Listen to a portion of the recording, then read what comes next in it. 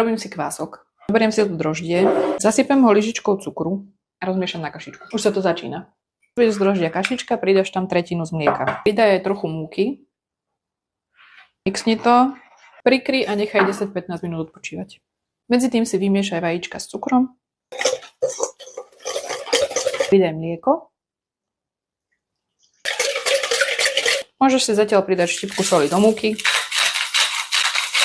Zľahka premiešať. A čakáš. Medzi tým ti odporúčam upratať doteraz použitý riad, poďakuješ si neskôr. Keď je kvások vykvaskovaný, ho k tejto zmesi, plus 2 lyžice oleja a preosejeme do zmesi múku. To v tomto istom poradí dať aj do robota s hnetacími hákmi. Ja si to najskôr takto premiešam, kým sa to nejako zacelí. Potom použijem ručný mixér s hnetacími hákmi, potom to domiesím ešte ručne. Na nízkych otáčkach som hňacala cesto asi 5 minút. Ale že ešte stále dosť lepkavé, tak ho na pomúčenej podložke ešte domiesím ručne. Môžeš sa vyhnúť tomu, aby si do nekonečna pridávala múku, keď ti to bude pripadať príliš lepkavé. Radšej treba miesiť, až kým to ustúpi. Cesto bude príliš tuhé a na šišky chceme mať jemnúčke cestíčko. Keď máš takéto hladké pružné cesto, odlož ho do čistej misy, prikrieš ho utierkou a tam ho necháš odpočívať, kým zdvojnásobí svoj objem. Ja cesto zvyknem zavrieť do vypnutej rúry, tam len ho nefúka, tam nezavadzia, tam mu je dobre. A teraz padajú preto ten bordel.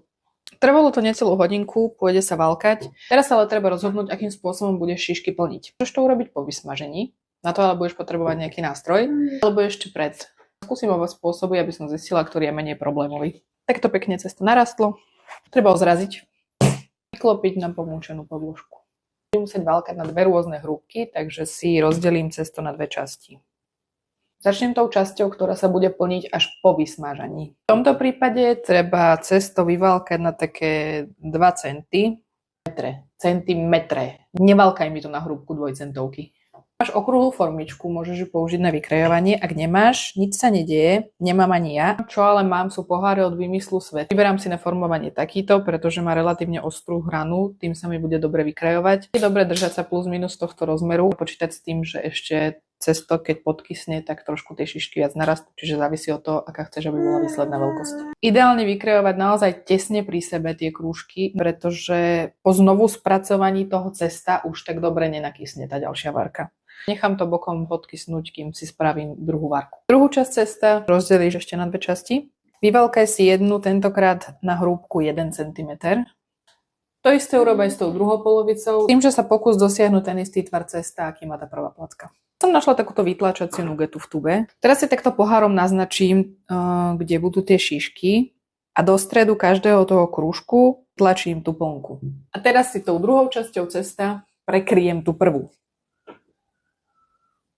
Pokúsim sa čo najviac popritlačať po okrajoch najmä, aj takto hranou ruky medzi tými kopčekami plnky. Týmto sa snažíme predísť tomu, aby plnka pri pražení z tých šišiek vytiekla. Ono sa ešte aj tým vykrajovaním zacelí trocha to cesto. Ide bokom na podkysnutie na 15 minút.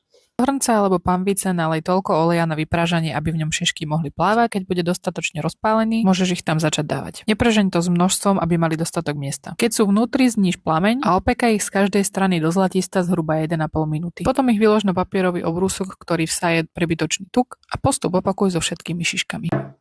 Tada! Idem tie prázdne ešte naplniť. Chcem v podstate len dosiahnuť to, aby to získalo konzistenciu, ktorú budem vedieť natiahnuť do striekačky. Takže takto. Na tých 30 gramov krému to boli asi 2 lyžice mlieka. Naberiem si takto krému, opatrne, pomaličky, tam vytlačím nejaký obsah. Nestala sa žiadna nehoda s tými plnenými šiškami, čo je super. Jediné, na čo som si nedala pozor, je, že treba ich dávať vrchnou časťou, nie to, na ktorej sedí tá plnka, ale tou vrchnou časťou najskôr do toho oleja. Pretože keď som ich dala najskôr tou ťažkou stranou dole a ešte sa tak aj opiekli ako prvé, nechceli mi držať potom, keď som ich otočila.